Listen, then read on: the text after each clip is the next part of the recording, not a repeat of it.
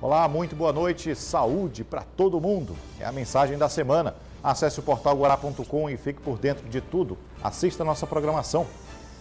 Casos de coronavírus crescem no estado, preocupam autoridades sanitárias, mas a avaliação é de que com a população vacinada, o risco de perder a vida está bem menor. Além de medicações químicas, você acredita na medicação caseira no combate a sintomas gripais? Governo do Estado e Prefeitura de São Luís ampliam locais de testagem e atendimentos para sintomas gripais. Ministério Público faz recomendação a prefeituras para evitar festas e reforçar uso de máscaras. CPI dos transportes. Relator Álvaro Pires vai pessoalmente notificar órgãos para receber as informações e as orientações para o Janeiro Branco e os cuidados com a saúde mental. Tudo isso e muito mais agora, no Jornal da Guará.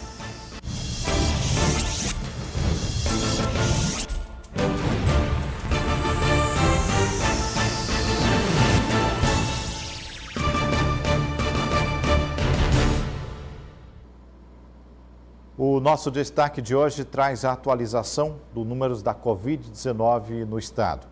A contaminação vem aumentando, mas a boa notícia é de que o número de óbitos não está aumentando, na mesma proporção, claro. Nos próximos 15 dias, o Ministério da Saúde vai realizar a entrega de mais de 14 milhões de testes rápidos de antígenos. Sobre a vacinação pediátrica, o governo federal conseguiu antecipar 600 mil doses da vacina Pfizer, agora no mês de janeiro. Vamos ao último boletim divulgado pela Secretaria de Estado da Saúde do Maranhão, hoje. Até hoje, desde o início da pandemia, temos 372.118 casos confirmados aqui no estado. Destes, 2.719 são casos ativos. Os casos registrados na ilha de São Luís são 9. Em Imperatriz, segunda maior cidade do estado, são 3 casos. Nas demais regiões, temos 93 registros. O número de óbitos divulgados no boletim da SES, hoje, são de 10.399 vidas, o que vale dizer que os profissionais de saúde e pesquisadores associam a vacinação contra a Covid-19 com a maior resistência dos pacientes internados e infectados. E diante desta situação de total desconforto, gripe, influenza, aumento de casos da Covid, nossa produção elencou meios naturais para se proteger de doenças gripais, mas claro, sempre com respaldo de profissionais da saúde. 2022 começou com um novo surto de doenças respiratórias.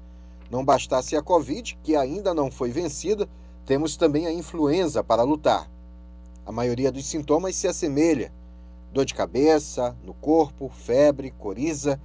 Sintomas que podem ser remediados ainda em casa, com um chá. As pessoas estão utilizando de forma solta, perdida, sem conhecimento científico, plantas medicinais como também medicamentos alopáticos, e a gente tem que tomar muito cuidado com isso. Não se automedique, isso é prejudicial. Você sabe que se automedicando você vai ter problemas muito sérios, agravar o teu problema respiratório, agravar a tua gripe, o teu resfriado. E as plantas medicinais, elas ajudam muito como adjuvante. Mas dizer que cura, não. Ela alivia aquele sintoma, aquela fadiga, mas existem efeitos colaterais, tanto da planta medicinal, do fitoterápico, como também da alopatia. Mas é preciso saber como e que planta usar. Ouça a dica da especialista quando se trata de uma irritação sem grandes sintomas. Bom, eu sempre digo que o alho, o açafrão, o gengibre são nossos aliados, né? Todos já usam isso, só que usam de forma errada. Um exemplo, o açafrão, você pode fazer o chá do açafrão, tomar pela manhã após o café e final do dia.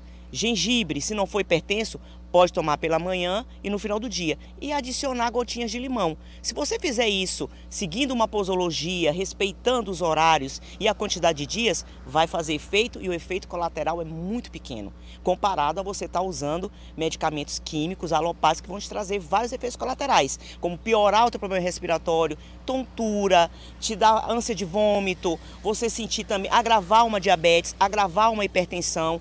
Então, já com a planta medicinal, você não tem toda esse agravo, apesar de também ter efeitos colaterais, mas muito pequenos. É só utilizar de forma correta. Já quando a coriza vem acompanhada de outros sintomas mais fortes, a saída pode ser o uso de outras plantas. O chá, como também uma tintura. Um exemplo que posso dar para vocês. Fazer o chá do gengibre com as folhas de hortelã e gotinhas de limão e tomar logo de manhã cedo. Ah, Kaline, eu sou hipertensa, eu posso tomar? Se estiver sob controle, você pode, mas se for com a pressão já descontrolada e você precisar muito de medicamento, então eu peço que não use o gengibre, mas use o açafrão.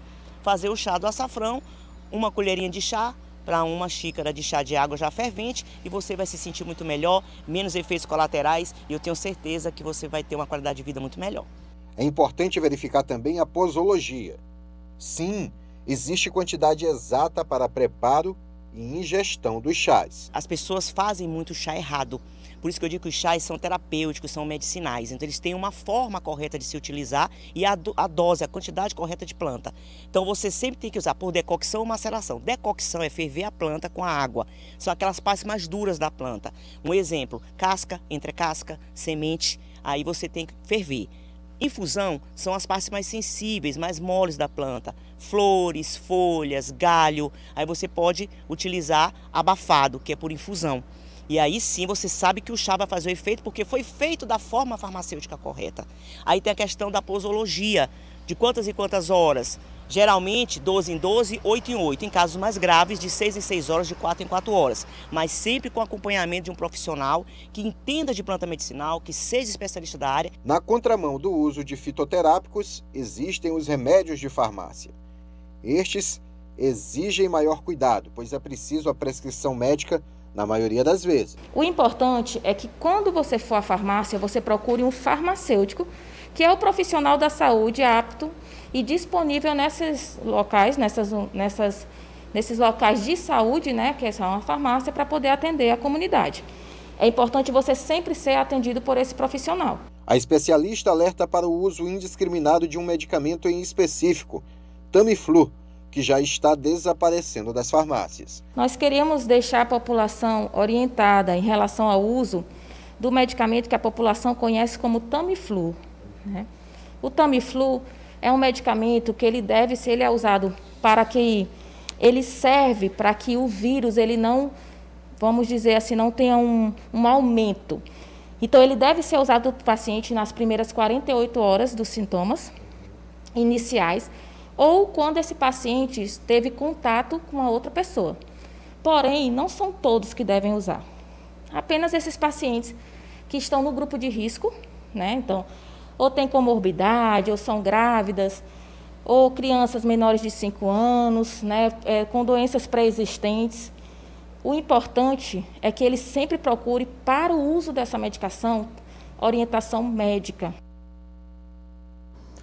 Olha, e diante desta situação de total desconforto, gripe, influenza, aumento aí de casos do coronavírus, você vai ver agora os locais onde você pode procurar o teste do coronavírus na rede municipal de São Luís.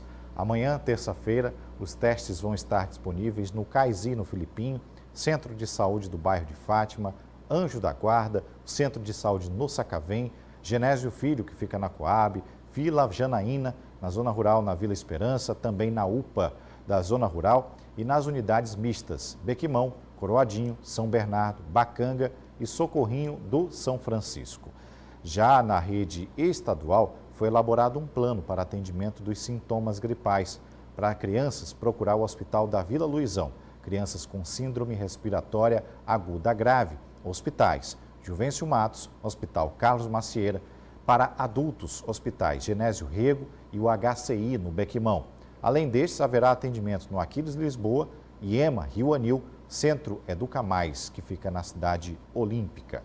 Para acompanhar tudo em detalhes, acesse as redes sociais oficiais da Prefeitura de São Luís e também da Secretaria de Saúde do Estado do Maranhão.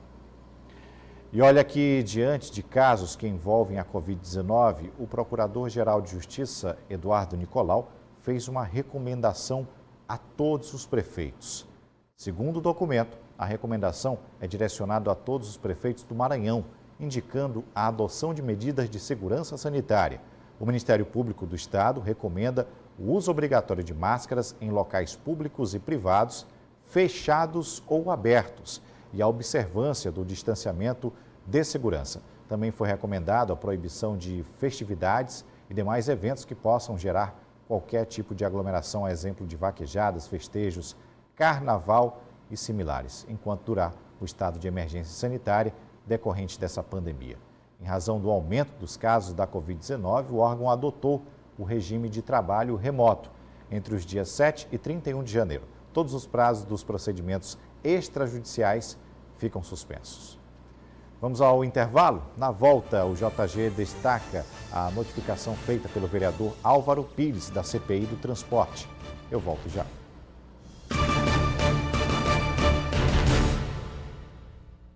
Voltamos e agora com informações sobre a CPI do Transportes da Câmara Municipal de São Luís. O relator da comissão decidiu hoje pessoalmente protocolar informações detalhadas referente à licitação do sistema de transporte público. Às vésperas de uma próxima reunião da CPI do Transporte Público da Câmara de Vereadores de São Luís, o relator da comissão, vereador Álvaro Pires, foi até o Sindicato das Empresas de Transporte e na Secretaria de Trânsito e Transporte da capital entregar requerimentos que pedem novas informações a respeito da contratação das empresas prestadoras de serviço. O nosso requerimento é para a gente ter o detalhamento dos números dessa problemática que a gente de fato não sabe. Então eu vim aqui na SMTT para saber quais são o que entra, o que sai, qual é o custo de um funcionário e vou fazer da mesma coisa na SMTT. E com essas informações, a gente de fato vai ter a real situação dessa problemática. Na SMTT, o requerimento foi direcionado à empresa Consutrans, que presta serviço à secretaria. Ela é responsável pela avaliação econômica dos contratos de concessão e pela medição de métricas de trânsito. São essas métricas que dão parâmetros para a contratação de empresas. Eu vou resumir de uma forma bem formal para que você possa entender melhor. Essa empresa que fica dentro da SMTT deixa bem claro quais são os gastos e todas as demandas para as empresas que querem participar da licitação e elas precisam cumprir com todos os requisitos. A CPI vem buscando justamente entender como foram feitas essas contratações e se houve avaliação econômica e também por que existem tantas falhas na prestação de serviço. Esses resultados são primordiais para que no final de tudo isso a gente possa dar o nosso relato nessa CPI do transporte. Amanhã está prevista mais uma reunião na Câmara Municipal às 9 da manhã da CPI. Falando agora sobre impostos. A Secretaria de Fazenda do Estado divulgou o calendário de pagamento do imposto para este ano, IPVA. O desconto será de 20% para a cota única, além do pagamento à vista, também para o pagamento parcelado em 3 cotas do IPVA do exercício de 2022. O contribuinte que optar pelo parcelamento para obter o desconto deve quitar as cotas até o vencimento em ordem crescente, de forma que o pagamento da segunda cota fique condicionado ao pagamento da primeira, e assim sucessivamente. Caso haja atraso nesse pagamento das referidas cotas, estas poderão ser quitadas com um acréscimo aí de multa e juros moratórios, calculados a partir do vencimento e sem desconto. A consulta dos valores por modelo do veículo poderá ser feita no portal da Cefaz, na internet, clicando no menu IPVA e também no site do Detran, no ícone Licenciamento Anual.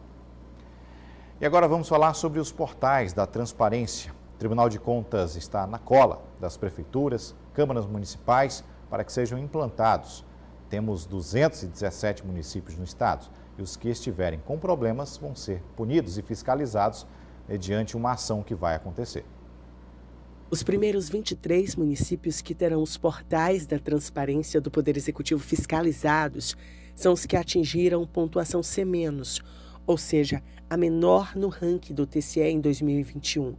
Veja quais foram as cidades que deixaram a desejar: Alto Alegre do Maranhão, Alto Parnaíba, Bacuri, Bacurituba, Barra do Corda, Belágua, Bequimão, Brejo, Capinzal do Norte, Carutapera, Fortuna, Governador Newton Belo, Graça Aranha, Jatobá, Genipapo dos Vieiras, Joselândia, Junco do Maranhão, Luiz Domingues, Maracaçumé, Matinha, Miranda do Norte, Olho d'Água das Cunhães, Parnarama, Passagem Franca, Paulo Ramos, Peritoró, Porto Rico do Maranhão, Primeira Cruz, Santa Helena, São Félix de Balsas, São João do Soter, São Luís Gonzaga do Maranhão, São Roberto, Taço Fragoso, Timbiras e Turiaçu. O portal da transparência é o único canal onde o cidadão pode encontrar informações sobre como o dinheiro público é utilizado, além de se informar sobre assuntos relacionados à gestão pública. E tanto as prefeituras quanto as câmaras de vereadores são obrigadas a mantê-las atualizadas. Esse ano nós iniciamos com os piores indicadores para ter uma ação mais efetiva, que é um ano de correção de postura, já que ano passado alguns gestores eram marinheiro de primeira viagem, podemos dizer assim. Então já iniciamos esse ano com aqueles com o objetivo de ser mais incisivo com aqueles que estão apresentando problema durante o ano de 2021. No ano passado, dos 217 municípios, 31% atingiram a pontuação A, que é a máxima, e 60% atingiram a pontuação B, que é regular, mas que também é considerada boa. Os critérios de análise são feitos por auditores, que avaliam os portais como cidadãos comuns. Essa metodologia vem sendo questionada pela Federação dos Municípios. Nós já temos uma provocação junto ao Tribunal de Contas do Estado, já entramos em contato com o responsável pela equipe de análise do portal e esperamos aí a gente ser atendido e logo criarmos um critério que possa dar aquela segurança da análise dos portais de forma, eu vou chamar, justa, para que aquele auditor não entenda diferente do outro e cada um dê a sua nota. A FAMEM disponibiliza para os seus 200 municípios federalizados um sistema de portal da transparência para facilitar a execução. O portal da transparência hoje, a Federação dos Municípios desenvolveu um sistema que disponibiliza essa ferramenta gratuitamente a eles, adequada ao que pede o Tribunal de Contas do Estado. Então, a gente já repassa ao município a ferramenta pronta, dá preparação aos técnicos municipais para que eles possam aí cumprir com o Tribunal de Contas do Estado na medida do possível. Em uma visão geral, as prefeituras maranhenses não estão tão ruins assim. Problema mesmo, o TCE encontra é nas câmaras de vereadores, e estas serão os próximos alvos de fiscalização. Nós vamos fazer uma ação específica visando analisar os portais dos legislativos, que é um problema que a gente vem identificando. Os legislativos do Maranhão são os que apresentam o menor índice de efetividade e transparência. Bem, sobre a situação das chuvas que vem acarretando as cheias nos rios do Maranhão, a FAMEM está atenta e com ações de ajuda aos municípios, contando sempre com o apoio do governo do estado. Se já não bastasse a pandemia que a gente vive ainda hoje, agora mais as síndromes gripais com o período chuvoso, agora a gente tem a questão das enchentes que tem causado os desabrigados, causando muitos desalojados. A federação vem acompanhando esses municípios, junto com a Defesa Civil, levantando as necessidades que eles possuem. Agora mesmo a federação comprou 3.000 cestas básicas, comprou colchonetes, está comprando material para o kit de higiene, também EPIs para ajudar os agentes comunitários de saúde que vão ficar acompanhando essa população, que agora vão ficar em abrigos e mais aglomerada, com um risco maior de contaminação por parte da Covid ou do H3N2. Então a federação vem nesse trabalho, juntamente com a Defesa Civil, para que a gente busque aí dar um melhor conforto nesse momento para essa população. Hora de mais um rápido intervalo. Na volta vamos falar sobre o Janeiro Branco, saúde mental. Volte já.